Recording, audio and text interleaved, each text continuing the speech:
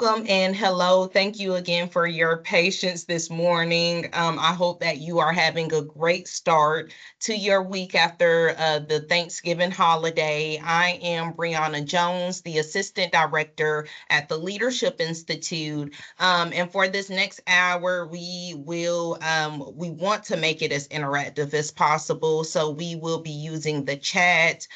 Since we are on Teams, feel free to chime in as you see fit. You can also send your comments and questions to me directly. Dreesy Thomas is today's facilitator, and Dreesy is the Assistant Director of Internal Leadership Development, and she provides training to faculty and staff here at CSU, and on occasion, she provides training externally. She is certified in Myers-Briggs, MBTI, Right Path, as well as Emergenetics. Dreesy enjoys helping others gain greater self-awareness, build stronger teams, and make a significant impact within their organization and community. She is a member of Delta Sigma Theta Sorority Incorporated, Sigma Alpha Iota Music Fraternity, and the Chamber's Young Professionals Group. Dreesy is a recent graduate of the Leadership Columbus program. So help me welcome Dreesy, and you now have the floor. Awesome. Thank you, Brianna. I appreciate it. Happy Tuesday, everyone. I hope you had a fabulous Thanksgiving, and we're going to roll right into today's topic. So we know that there are a few buzzwords swirling around right now, and one of those buzzwords is toxic positivity. And so, as Brianna mentioned, I invite you to engage and interact with us throughout the chat. I want to hear from you. I want to see what you're thinking, what your thoughts are, any questions that you have throughout today's session. And so what we're going to do today is we're going to discuss the impact of toxic positivity, and we're going to really focus on what it means, and then the impact that it has on other people and ourselves. And we're going to really look at ways to manage it. We're going to look at some communication tips so that we can ensure that we are thriving in healthy environments, not only for ourselves, but for the people around us. So I want to start us off with the definition of toxic positivity. And before I do that, let me help you understand the why. So when I am facilitating a session, I always like to start with some sort of a why, right? Why this topic? Why now? And that's because a recent survey showed that about 68% of people say that they've experienced toxic positivity from someone in the previous weeks. And so 68% is a pretty big number. And so I think it's very important that we as individuals learn a little bit more about this topic and learn how we can navigate through it for ourselves and again for those around us. And so a definition of toxic positivity. Anytime I give a definition, I always say, y'all, this is not the end all be all. There are other definitions available, but I really feel like this one paints a clear picture of what toxic positivity means. And so it says here that it is an intense or enduring pressure to be happy, often through maintaining a positive outlook, no matter how difficult or troubling the circumstances. And so, what I want us to understand as we go through today's session is the reality is that we need both positive and the negative to truly be effective individuals and teams. And so, what does toxic positivity look like? Here are a few items. And I want you to place anything else in the chat that you feel like comes to mind in terms of what toxic positivity looks like. So it can look like dismissing problems instead of facing them. It can look like hiding true feelings behind feel-good quotes, or minimizing other people's feelings, or shaming others when they don't have a positive attitude, creating pressure to look only on the bright side, or discouraging others from sharing their feelings. And so please let me know as we go through today's session of any other examples that you have in terms of what you feel toxic positivity has looked like for you. So again, these are a few items of what it looks like, but here are a few examples of what it sounds like. So it can sound like you'll get through it. It was for the best. Things happen for a reason. Just stay positive. Happiness is a choice. It could be worse. Or telling a matching story. And so, an example of a matching story would be, let's say you're sharing with a friend of some difficulties that you're experiencing at work, and then they may respond and say, "Oh, that's not so bad. My neighbor just lost their job." And so, it's almost like someone has to match you or almost quote unquote one up you as you may be sharing what your current challenge is. And so, that is what I mean by a matching story.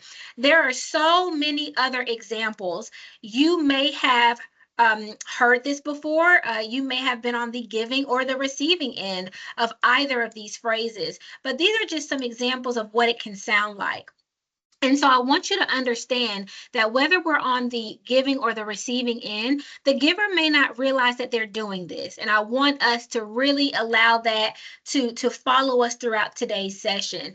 All of us have probably been on both ends of the spectrum as it pertains to toxic positivity, and we may not realize when we're doing it, and the people giving it also may not realize that they are as well. When we hear phrases like this, or when we may be giving toxic positivity or receiving toxic positivity, it actually limits our ability to healthily navigate through challenging circumstances. And when we hear about things like, okay, I'm walking through this challenge, or I just faced a traumatic event, we want to be able to cope through those events. And one way to cope, or a few ways to cope, is to feel what we feel. We have to be honest with ourselves. We have to be real with ourselves. A lot of times we need to be realistic, and that means we have to feel what we need to feel, whatever that situation is. And so, as we're trying to understand what toxic positivity truly means, I want to talk about optimism and pessimism and how toxic positivity fits into this whole ordeal. So, if we talked about optimism, okay, I'm sure that we would probably all agree that, okay, it means that we are anticipating the best possible outcome. Okay, optimism is anticipating the best possible outcome. But then we have its opposite. We have what's called pessimism. And this can be expecting the worst case scenario. So, optimism and pessimism are two terms that we are pretty much, for the most part, familiar with.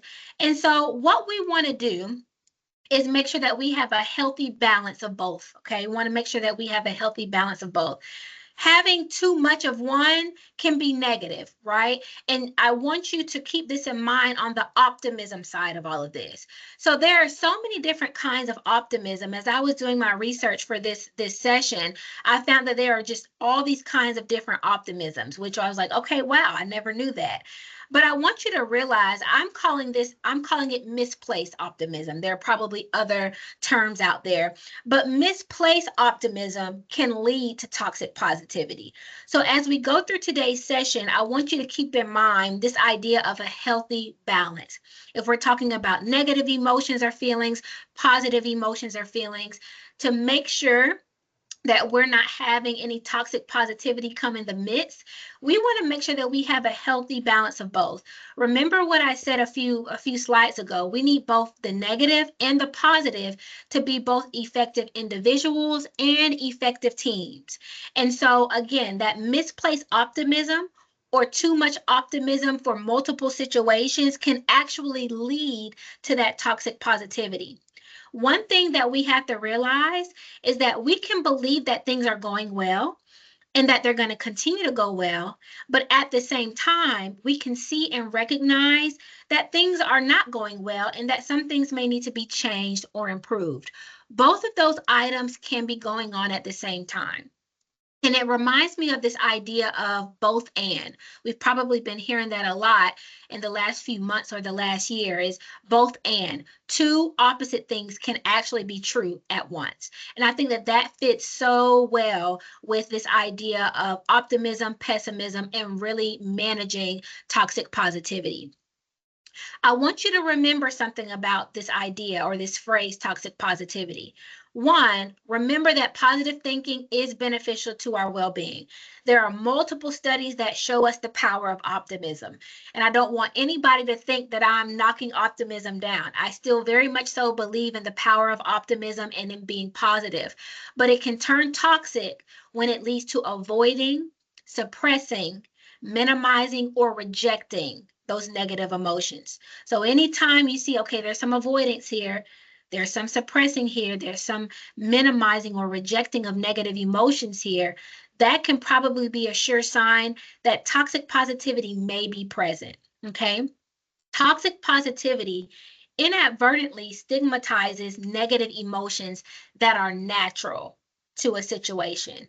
Okay, so a large part of managing toxic positivity is being authentic and genuine for the situation at hand. And so if you feel, or you're in a situation and okay, not so good of a situation, feel your feelings, be real with yourself, face your emotions, because again, it turns toxic when we try to move the negative emotions out of the way that are actually natural to a situation. I'm going to take a pause right now, Brianna, to see if we have anything in the chat at all before I keep moving. No, ma'am, not at this time. Okay, sounds good. So, okay, remember both of these items. Positive thinking is beneficial to our well-being. And then number two, it turns toxic when we're either avoiding or suppressing or minimizing or rejecting negative emotions. So before we can move on with this idea of toxic positivity, I want us to do a self-check. So it's really important to realize that self-inflicted toxic positivity is a thing. When we think toxic positivity, we're probably going straight to, oh yeah, I remember when someone did that to me. But I want you to reflect, look at yourself in the mirror and ask, okay, have I done it to myself? So here are some questions I want you to answer and just reflect, just with you and you. Okay, it's you versus you here. Do you suppress negative emotions or force yourself to always maintain a positive outlook, even when you're genuinely struggling? Okay, so I want you to think about that. That's one question. Another question is, are you constantly setting unrealistic expectations for yourself to quote unquote bounce back quickly from a difficult experience? Okay, that's our second question. Our third question is, do you believe that your problems are not as significant as others and don't deserve attention or validation? No. I'll actually call out myself for that third one. I have done that multiple times. I have said, oh, well, somebody else has it worse. Let me just kind of throw my stuff away and keep it moving, right? Let me keep moving. Let me keep putting one foot in front of the other because somebody out there has it way worse than me. Okay, so that's our number three. So I want you to really look at these questions and be honest with yourself. Okay, before we can really move on and look at toxic positivity as a whole, we've got to realize that it can be self-inflicted, that we can do it to ourselves. Okay, so on a scale of 1 to 10, just kind of ask yourself, on a scale of 1 to 10, where am I with these questions? And I'll just give you all just maybe a minute or so. Bree, let me know if we have anything in the chat coming through. And while you're doing this, I want you to check your self-talk, right? How do you treat yourself? And if this is showing you like, oh my goodness, I do this quite a bit to myself, it can be an indicator that maybe you should give yourself more grace, right? Maybe you should give yourself some more self-hugs, right? Whatever you need to do to really move forward and make sure that you're not giving yourself any kind of toxic positivity is step one, right? Before we can be better for others, we got to really be better for ourselves.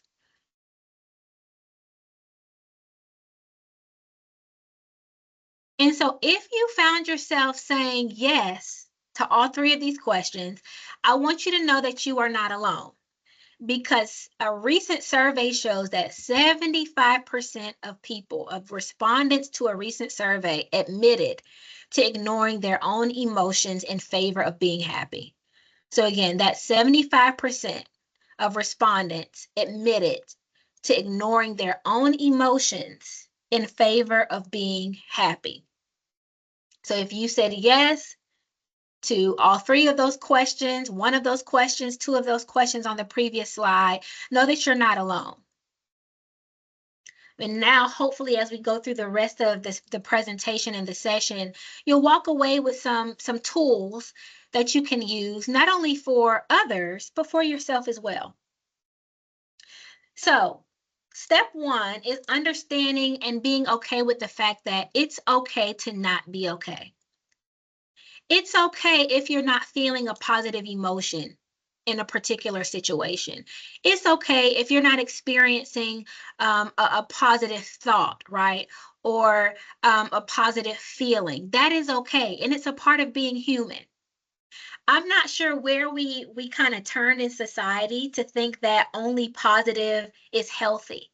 We actually need, remember, a healthy balance of both. When we have both the positive and the negative, believe it or not, that is a healthy environment. When we're feeling those negative emotions, the key is we don't want to stay there. Okay, it's okay to feel what we feel. It's okay to not be okay. Feel what we need to feel. Is it anger? Is it sadness? Are you confused in the moment?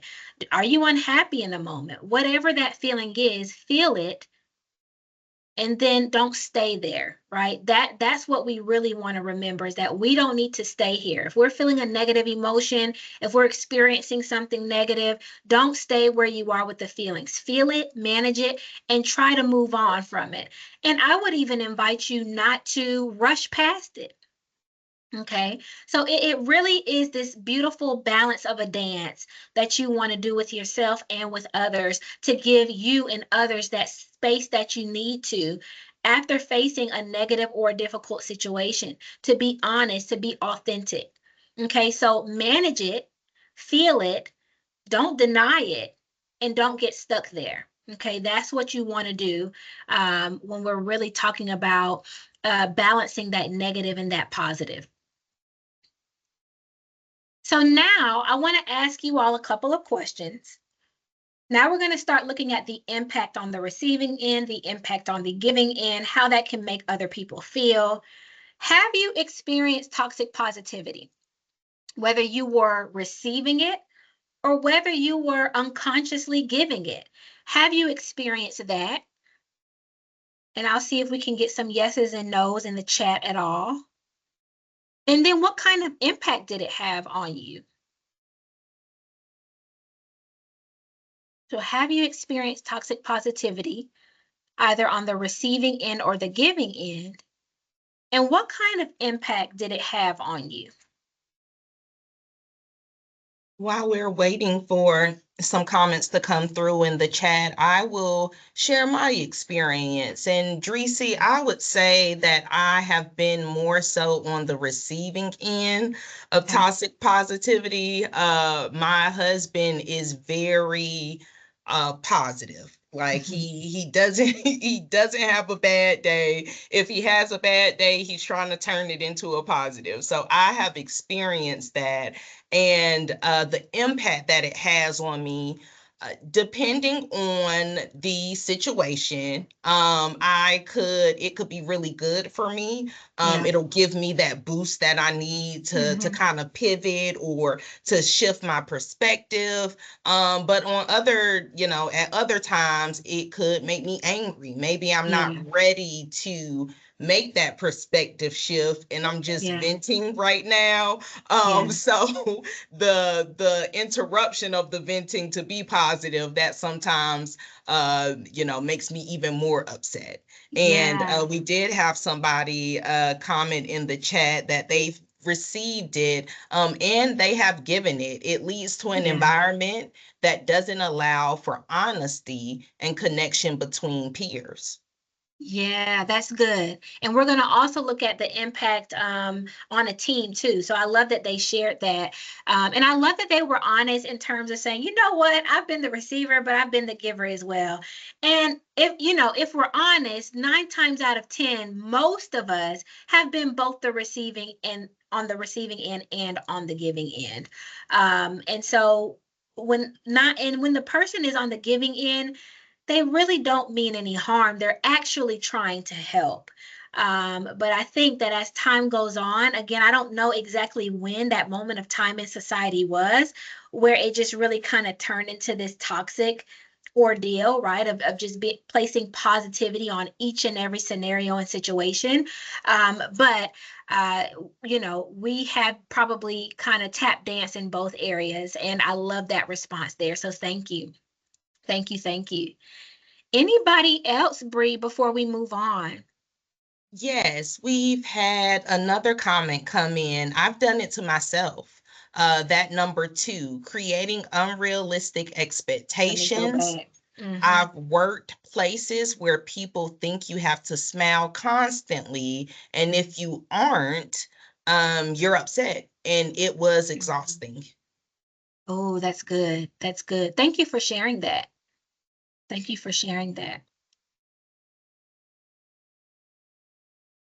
Anybody else for our this is our self-check. I'll call it our self-check. We're looking at ourselves in the mirror for a minute. We have our 3 questions. Anybody else want to place anything in the chat?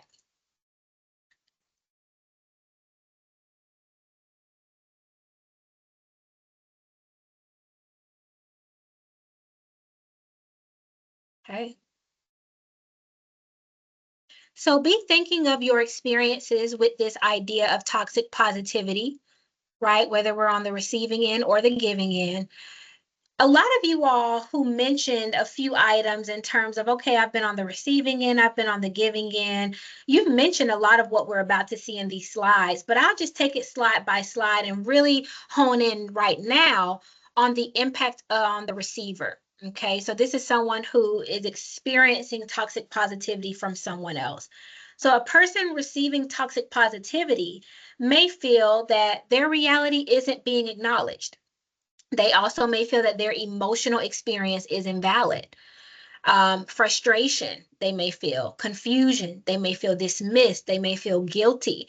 I know for me personally, when I've been on the receiving end of it, I have actually started to question myself, where I'm like, well, maybe I am wrong. Maybe this is not really what it is. So you begin to question yourself, right? So it can involve questioning, something. And so something that could very well be true to you, you start to even question it yourself.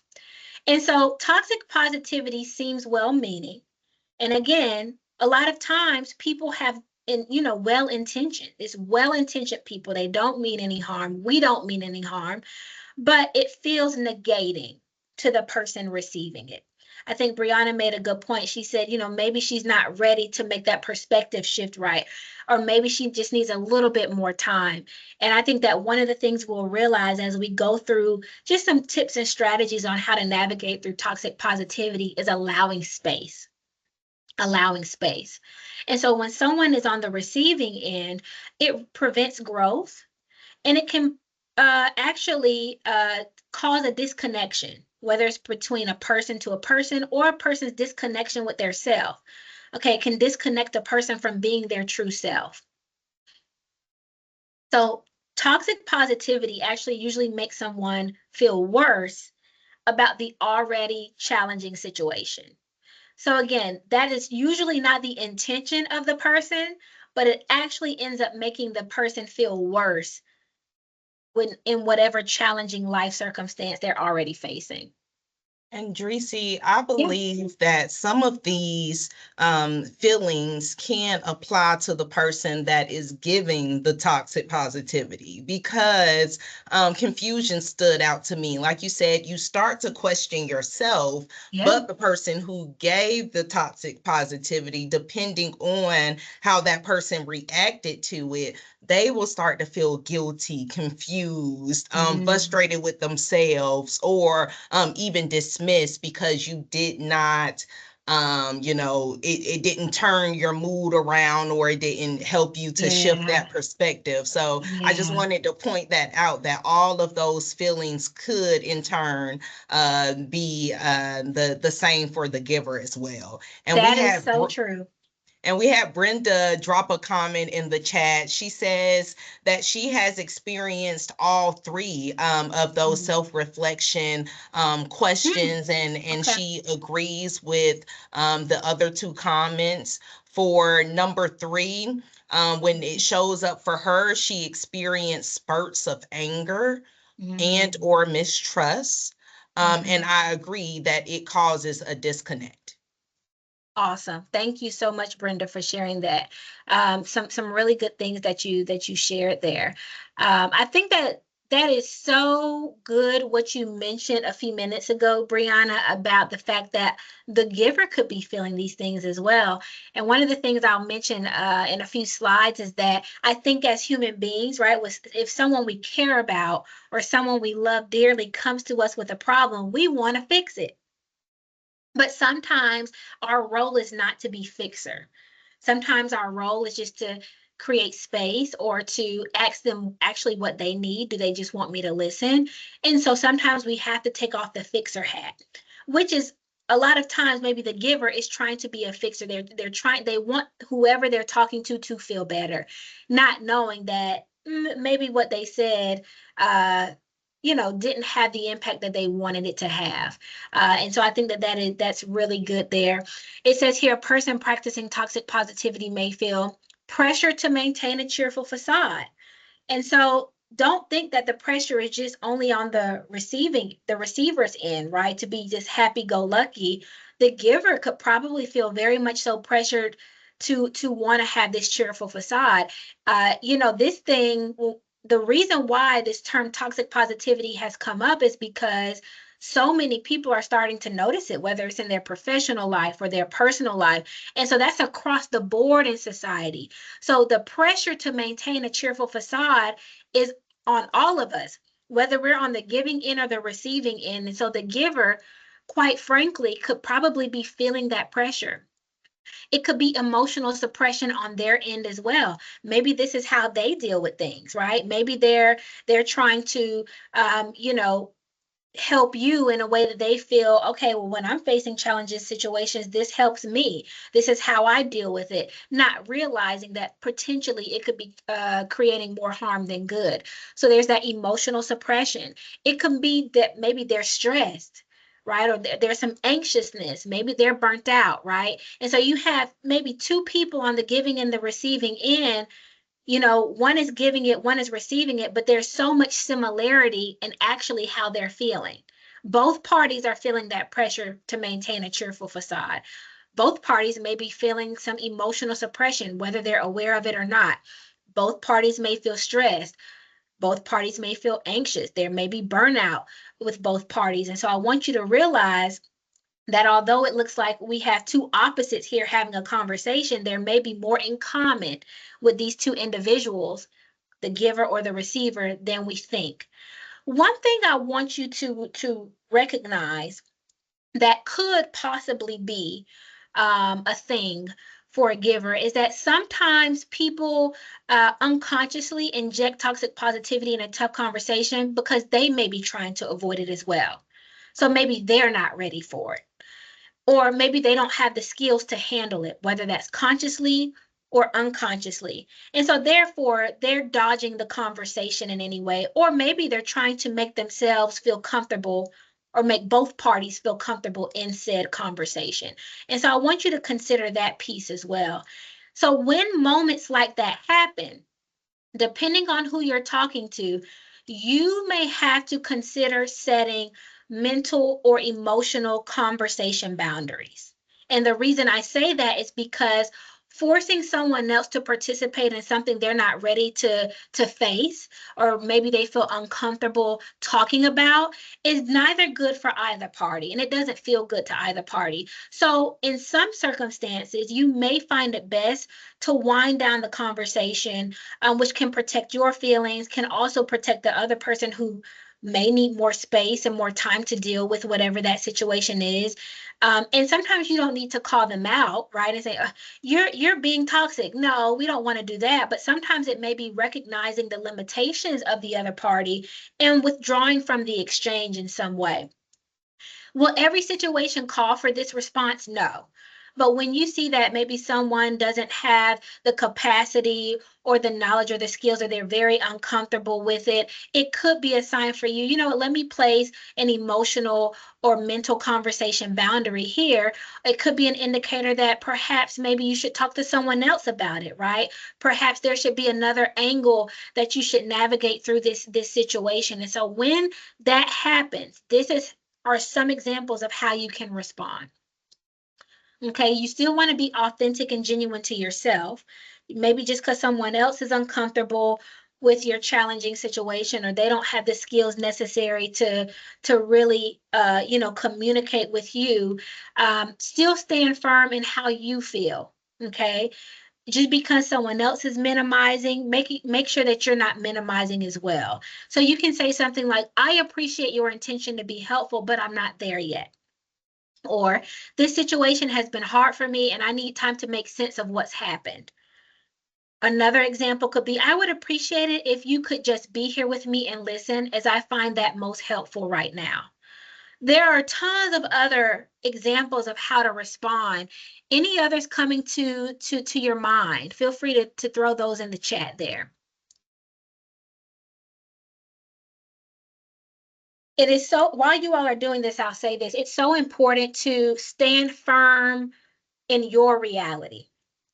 Because when other people are trying to help, right, if there's a moment of toxic positivity, without even thinking, again, you can cause you to question or say, you know what, maybe I was thinking too much on that. Let me just put on this happy face and move on with it.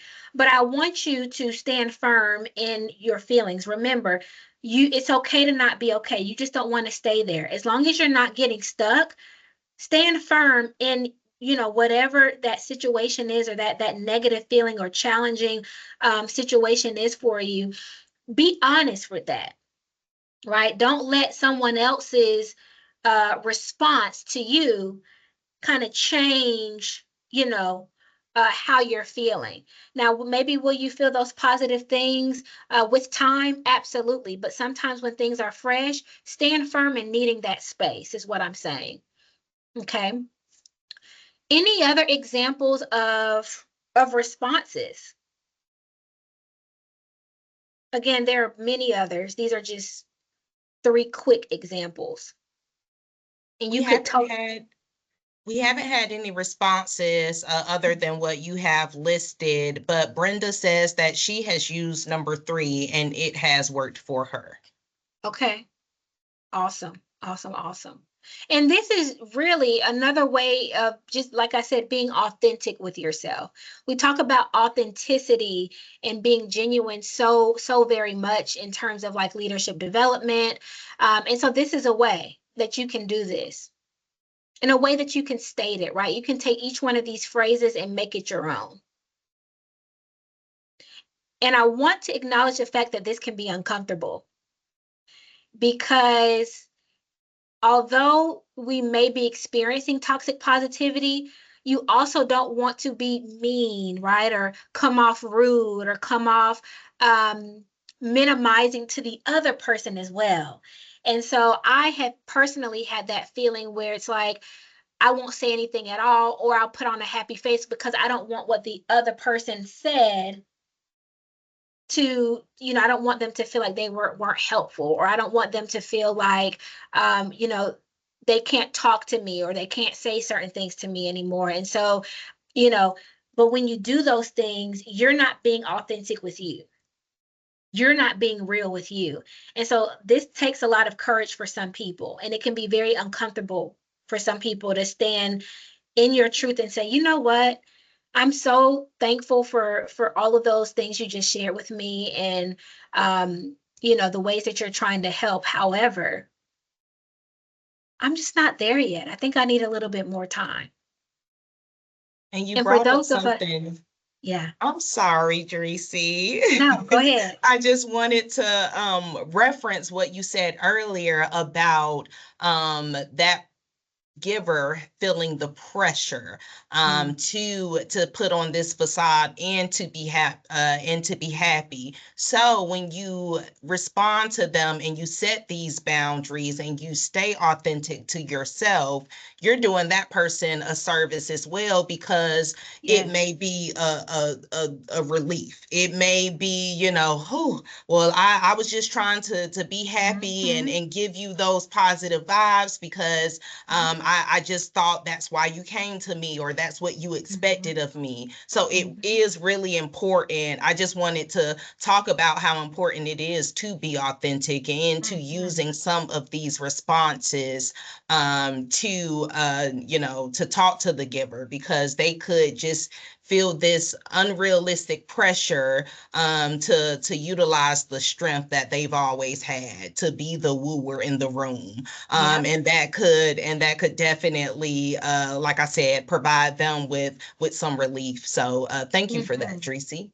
And it could be a teaching moment or a learning moment in that experience. Again, it may not be the easiest to say, okay, I know what they just told me, but I'm about to counteract this, right? That can be uncomfortable. And so knowing that when you do it, that can actually be a learning experience for both parties. And so when I gave this session a few months ago, I said, hey, you be the first one. By you being the first one to be that change agent, you're inviting other people to show up as their true selves as well. And I think it's exactly what you said, Brianna. Then everybody can say, whoo, I'm so glad I'm not alone, right? I've had so many conversations where I've started talking to somebody and I'm like, oh my gosh, I'm so glad I'm not alone. As human beings, it feels so good when someone just is authentic in that moment and you can just say, whoo, it's not just me.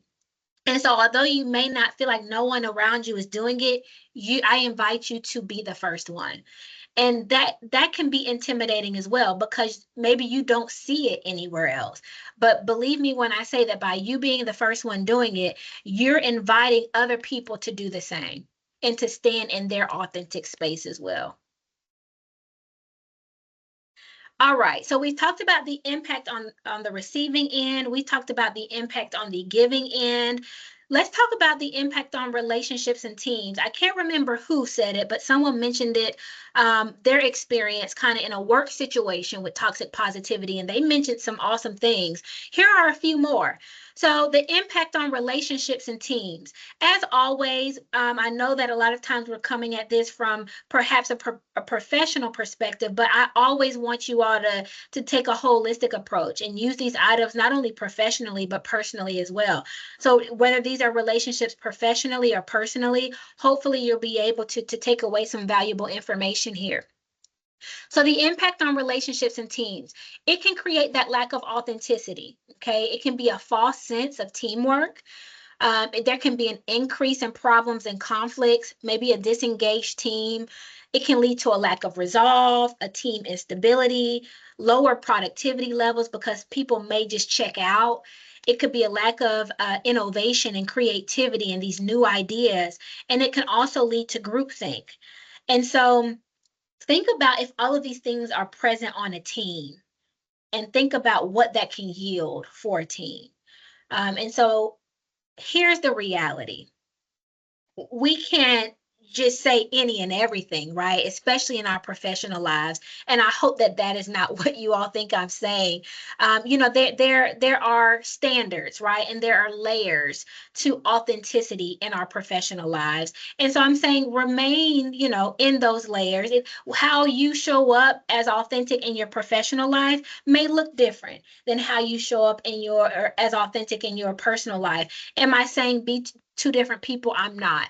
But as a facilitator, I'm saying I'm being realistic and I'm saying we're not all coming to work and just airing out everything, right? So to be mindful of that, but to really look at what that looks like for you at work, right? How can you be more authentic at work? Is there something that perhaps you have just kind of suppressed, right? Is there what can you do to move that needle forward and to invite other people into that space as well? Okay. So again, these are just some of the impacts on relationships and on teams. It's coming more so from a work perspective, this particular slide, but I'm sure that you could really look at how this could be in families, right? In friendships, so on and so forth. So we looked at examples, right? What does it look like? What does it sound like? The impact that it can have on both parties. Here are some non-toxic alternatives, right? Things that may sound a little bit better than what we're used to saying, right? Some of the items that you probably saw in the examples, you probably thought, "Oh, is that bad? Oh, I didn't know that was toxic," because it didn't have that intent 9 times out of 10. And so here are just a few more items to look at in terms of non-toxic alternatives that really invites processing and support. So if you look at this session and you look at some of these slides and you say, okay, I've realized, yes, I've been on the receiving end, but I've been on the giving end as well. What do I need to do different? What do I need to say different? The first thing I want you to do is to, whatever you say, make sure that you're inviting processing and support. Okay, if someone is coming to you, you want to be able to invite processing and support. So that could sound like, I'm listening, I'm here no matter what. That is really tough, and I'm here for you. Sometimes we experience bad things, or sometimes bad things happen. How can I support you through this? It's normal and valid to feel negative about this, or tell me more about it. I'm sorry you are going through this. And I have always said this in another session. I forget the topic, but when people come to you, there is no harm or no foul in asking, how would you like me to help you in this moment? Some people just want you to listen. Some people may want you to help them problem solve and reach a solution. But everybody doesn't want you to fix. 9 times out of 10, someone probably just wants to be heard, right? They want you to listen to them. They don't want you to fix the situation. So asking someone how you can help them is so very helpful, because then you'll be able to hear what they need in that moment, not what you think they need in that moment. Okay. So it's that platinum rule. We don't, we have the golden rule: treat others how you want to be treated. A lot of us probably grew up hearing that, but there's a platinum rule. You want to treat others how they want to be treated. And that may not be what you consider they need in that moment. It could be something that you probably didn't consider if they didn't say that they needed it. And so remember the platinum rule. Remember that you have to treat people how they want to be treated. So these are just some alternatives, okay? And here's other things to keep in mind here. Ask for what they need, don't assume. So that goes hand in hand with what I just mentioned. Validate their experience, okay? One of the phrases on this previous slide did that. It says, it's normal and valid to feel negative about this. A lot of times when my friends come to me about things, or I do it at work, I say, that's valid. I'm sure Brianna has heard me say that before, because if something is valid, I'm going to say that is absolutely valid. So validate a person's experience. Practice non-judgment and be a witness. Now, we're human beings, so it's hard sometimes not to be judgmental, because we probably all have done it. But try to work towards not being judgmental and being more of what's called a witness. Okay, so validation combined with emotional space, compassion, and non-judgment is usually an effective way to provide that support. Remember that when you're offering those non-toxic alternatives, you want to invite processing, you want to invite support, and that is going to involve some kind of validation. That is going to involve some kind of emotional space. I talked about space a couple of times, some compassion, and being non-judgmental.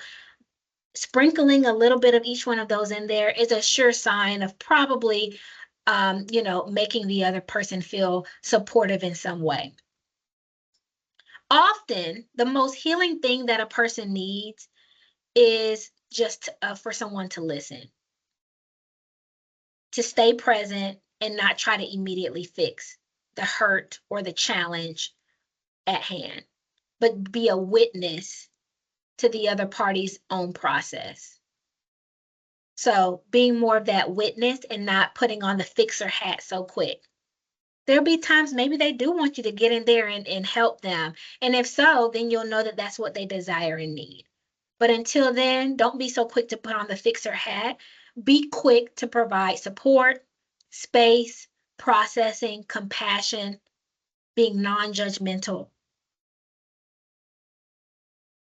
And a few tips if you find yourself on the receiving end. Remember to continue to be real with you. Okay, that authenticity is so very important. Give yourself permission to feel. It's okay to feel a negative emotion. Maybe don't act on it, right? That's when we can fall into a rabbit hole of all kinds of things. We don't want to act on anger. We don't want to act on, whatever the negative emotion that we're feeling. We want to feel it, process it, hold space for it, and don't get stuck there, right? We want to look at ways that we can move on from it, but take the time that you need and give yourself permission to feel. And be kind to yourself. But if we were to go back to that self-inflicted toxic positivity, be kind to yourself. What does your self-talk look like? Are you nice to you? And a lot of us who have probably been on the giving end are probably the ones who realize, oh man, I've done that to myself, right? I've had toxic positivity to me. So if we're doing it to ourselves, you can probably be very sure that we're probably doing it to someone else, right? So really work on, what does that self-talk look like for you? Challenge what you hear, even if it's from you. And those were those three examples that I gave you, right? That's an example of challenging what you hear. Are not going along, right? Just because, they said it and they probably meant well. It's okay to say, you know what, I appreciate what you offered. However, dot, dot, dot. Challenge what you hear. Stand firm and true in how you feel. And that could probably, like I said, teach someone else, about how to help you in whatever that situation is for you, how to show up for you in whatever way you need. But if you're not saying anything, then you're not allowing or inviting the other people to show up for you in a way that you need. Okay, so challenging what you hear has benefits. And then remember both and. Two things can be same at once, even if they're opposites, right? Two different things can be the same at once, even if they're opposites. Remember what I said earlier. We can believe that things are going well and will continue to go well. And we can also recognize that there are some things that aren't going well that need to be improved, both and. Both of those things can be very much so true at once. And so, as we're thinking about the impact of toxic positivity, some of the examples of what it looks like, what it sounds like, some of the alternatives, I want you to just take a moment and say, okay, what can I do differently moving forward? Okay, I'll give y'all like a minute or so to just kind of think about that. And I'd love to hear your responses in the chat. What can you do differently moving forward?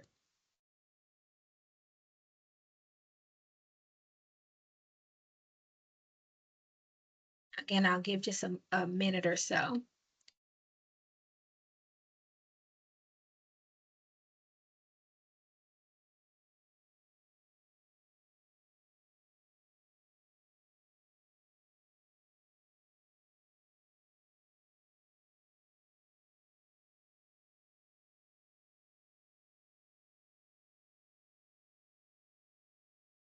And while we are waiting for some comments to come in the chat, I will go ahead and share what I want to do differently moving forward. And that is my response to the giver when it comes to setting those emotional boundaries and expressing myself in the utmost respectable way. So for me, that's what I'm going to be doing differently moving forward. Awesome. Thank you, thank you, thank you for sharing that. And as you are And considering, Brenda said, oh, I'm okay, sorry. no, Brenda you go said, for it. work on not staying in it and creating a healthier balance between the two. Healthy balance. That's what we want, a healthy balance, right? Too much of one is where it gets toxic. Remember, we talked about that optimism and that pessimism. How can we strike a healthy balance? Absolutely. Thank you, Brenda. And our last comment here says, sometimes I try to empathize by giving an example of when I faced a similar situation so that they may not feel alone, because that often makes me feel better, but it might not make everyone feel that way. That's good, because they may perceive it as that matching story. Remember, we said that that could be one of the examples of someone feeling like, okay, they have to match what I've said, right? Or come up with something that sounds worse, or share something that sounds worse. That what I said, absolutely. And that's why asking people, hey, what do you need in this moment is so very important, because we may be trying to help, but then we end up not helping at all. And so just ask the person, how do you want me to show up for you that will be most helpful to you? And for our super men and super women out there who love to be fixers, that may be hard for you, because you may be feeling like I'm not doing anything. If the person tells you, I just want you to listen, you may find that hard. Okay. But you have to stick to what they said, right? If they said they want you to listen, they want you to listen. Don't try to fix. All right. Any questions? Any questions at all? Hope you were able to get some valuable information out of today, that you feel like you can utilize in your professional or personal life. And then as maybe if we have questions coming in, not sure. If not, I want to share this last slide with you all. This is a snapshot of what's coming up in January. Please do register for this session, Radical Candor, Transforming Communication for Authentic Leadership. It'll be January 23rd, and we would love to have you. And as always, we invite you to fill out our survey. If you are a QR code person, then you can do so right there. Thank you. Thank you all so much. I'm going to be cognizant of your time. I know we started a bit late, but I don't want to hold you too much after.